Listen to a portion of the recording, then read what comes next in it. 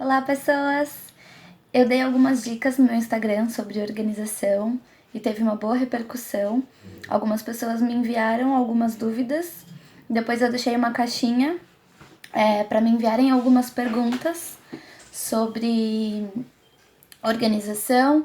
E aí eu vou, durante essa semana, durante os próximos dias, preparar e publicar para vocês, então, 3 vídeos.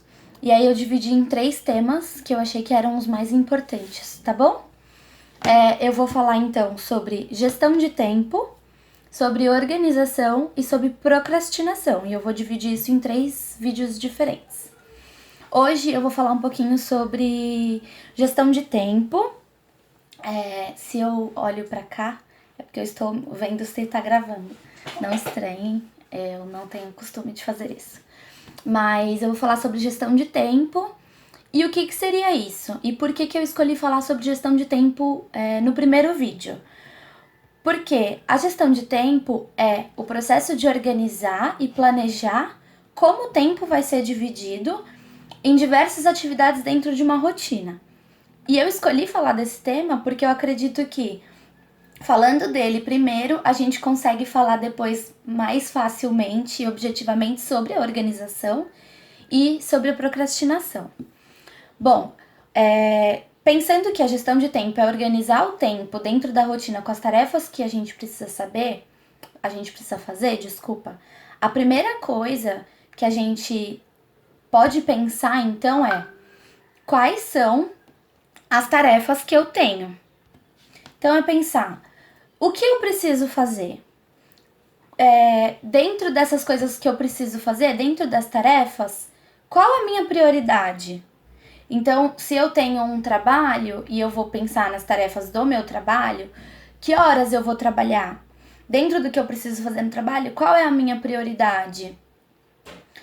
Depois disso, quanto tempo eu levo para fazer cada uma dessas tarefas? Então, por exemplo, dentro da minha rotina, eu faço...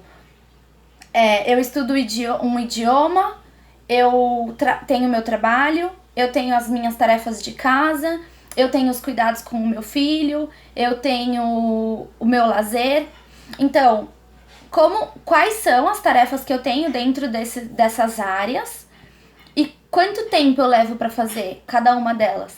E aí é importante a gente pensar numa rotina diária que a gente tem as coisas, por exemplo, de casa, os cuidados, os autocuidados, então as tarefas que a gente tem com a gente também, tomar banho, almoçar, quanto tempo eu levo para cada uma dessas coisas? E colocar isso também dentro dessa rotina. Então, depois que eu conseguir ver quais são as tarefas que eu tenho para fazer ao longo do dia, inclusive as tarefas que se repetem, então tomar banho, almoço, para uma pessoa que ela não tá acostumada a ter essa gestão de tempo, então ela se atrapalha toda, ela atrasa prazo, ela atrasa a entrega de coisas, ou ela estabelece metas para ela, como por exemplo, estudar um idioma ou fazer um estudo específico para crescer na carreira, enfim, qualquer que seja a meta que ela tenha, e ela nunca consegue, ela sempre tem que ficar adiando porque ela não tem tempo para fazer aquilo. A gente vai pensar em organizar a rotina e gerir o tempo da melhor forma possível para que isso tudo seja feito dentro do prazo estabelecido. Então, por isso que é importante, a primeira coisa é quais são as minhas tarefas e quais são as prioridades. Porque eu posso também listar quais são as minhas tarefas e começar a fazer coisas que não são prioridades e continuar atrasando o prazo. Então, por isso que é muito importante a gente começar nesse ponto para a gente conseguir estabelecer as prioridades e melhorar o tempo. Então, lembra, a gestão de tempo é sempre para a gente conseguir melhorar o nosso tempo, organizar o nosso tempo da melhor forma possível. Então, quais são as vantagens de a gente fazer uma boa gestão de tempo, né? Da gente gerenciar e organizar tudo isso. A gente se estressa menos, a gente não fica desesperado com prazos, a gente tem tudo planejado de acordo com os prazos. A gente tem menos surpresas, então, ai, nossa, esqueci que tinha um trabalho para apresentar amanhã. Nossa, não me preparei para a prova e eu não estudei e amanhã a prova eu não tenho esse tempo porque eu preciso fazer um trabalho, enfim. Então a gente tem menos surpresas, porque a gente tá com tudo planejado dentro dos prazos. A gente tem mais tarefas sendo executadas, então, como eu dei o exemplo do idioma, a pessoa vai planejar aquele tempo em que ela consegue assistir ou aula, ou fazer uma aula presencial, enfim. A gente tem menos retrabalho. O que é isso? Quando eu faço uma coisa e aí eu preciso de algum jeito voltar naquilo para refazer alguma coisa, ou eu delego uma tarefa para alguém e aí eu tenho que refazer. Então, sempre que eu tenho que refazer um trabalho, eu perco mais tempo, eu gero mais estresse, eu tenho mais tempo livre, porque eu tô com os prazos, eu estabeleci, eu consegui gerenciar meu tempo, eu sei quanto tempo aproximadamente eu levo para cada tarefa, e aí eu consigo fazer tudo no prazo, eu não fico atropelando os planos, então eu consigo fazer tudo certinho. Eu tenho mais oportunidades, porque eu tenho mais tempo livre, eu acabo tendo menos tempo perdido, eu tenho uma sensação de bem-estar, então eu tô conseguindo fazer as coisas, eu tô dando conta, eu tô fazendo os prazos, eu tô tendo menos estresse, e eu acabo tendo menos esforço também, porque eu sei o que é preciso fazer, eu organizei e eu sei que horas do meu dia eu vou fazer aquelas coisas. Então tá, a gente pensou em quais são as tarefas que a gente precisa fazer, quais são as coisas que a gente quer fazer, a gente listou quais são as prioridades, e aí quanto tempo eu tenho disponível para fazer aquilo. Então eu vou estabelecer, com o exemplo que eu trouxe do idioma, por exemplo, de novo. Eu sei que eu tenho meu trabalho, eu sei que eu tenho as tarefas da minha casa, eu sei que eu tenho as minhas tarefas de lazer. Eu não vou adiar isso, essas coisas são prioridades para mim, mas eu tenho como meta aprender um idioma. Então, onde eu vou encaixar isso na minha rotina? Quais dias da semana eu consigo estudar? Quais estratégias eu vou utilizar para estudar? Então, a gente consegue ir encaixando metas que a gente ia adiando dentro desse tempo também. Porque a gente consegue ver o que a gente tem para fazer e o que a gente consegue encaixar. E colocar isso na rotina, a gente acaba dando prioridade e ir fazendo. Como funciona? É muito importante a gente saber o que funciona para mim. Então, o autoconhecimento na gestão de tempo ela é muito importante. Como assim? Quais são as estratégias que eu vou utilizar para gerenciar meu tempo? Eu vou ter uma agenda física? Eu vou ter uma agenda no celular? Eu gosto de anotar as coisas à mão? Eu gosto de anotar as coisas no celular? Por que você tá falando em anotar, Maitê? Para não esquecer, para saber qual é a prioridade, para saber o prazo que a gente tem, que dia que a gente vai fazer. A gente acaba, eu sei o que eu tenho para fazer todos os dias. Será que você não acaba esquecendo nada? E que isso não acaba fazendo com que você tenha que trabalhar mais? Então lembra do retrabalho? Bom, então, quais são as estratégias? Se é fazer lista, se é usar uma agenda, seja ela física, seja ela virtual, ou no computador, ou no drive, ou no celular, não importa. Identifica qual é a melhor estratégia para você e usa essa estratégia a seu favor.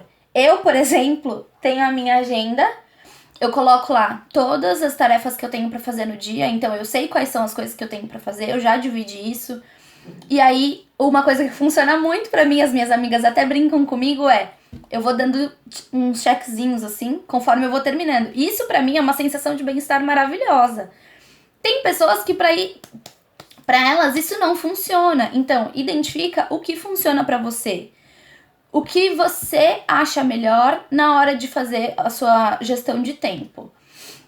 É usar caneta colorida? É anotar no celular? Enfim, encontre a sua estratégia e utilize isso a seu favor.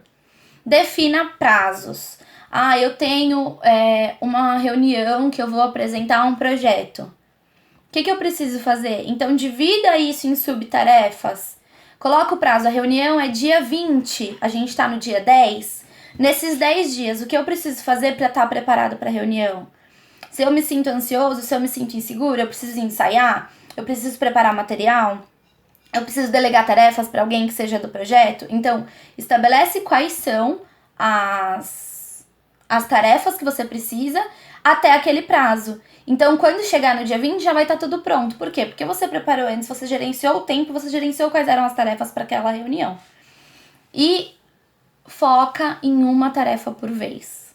Não esquece. Não fala assim, agora eu vou fazer o material da reunião e aí alguém me interrompe, ou eu falo, eu cansei disso e aí eu vou fazer um curso que eu tô fazendo, então eu vou fazer meia horinha do curso, e aí eu paro pra olhar meu celular, e aí eu...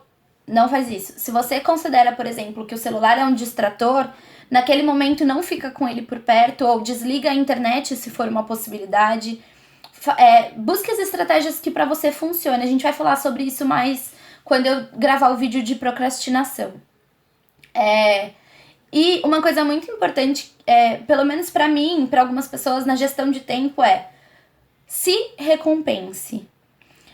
Tenha lá suas tarefas e tenha pausas entre essas tarefas. Então, estudos já comprovam que a gente vai perdendo a energia ao longo do dia e conforme a gente for fazendo essas coisas.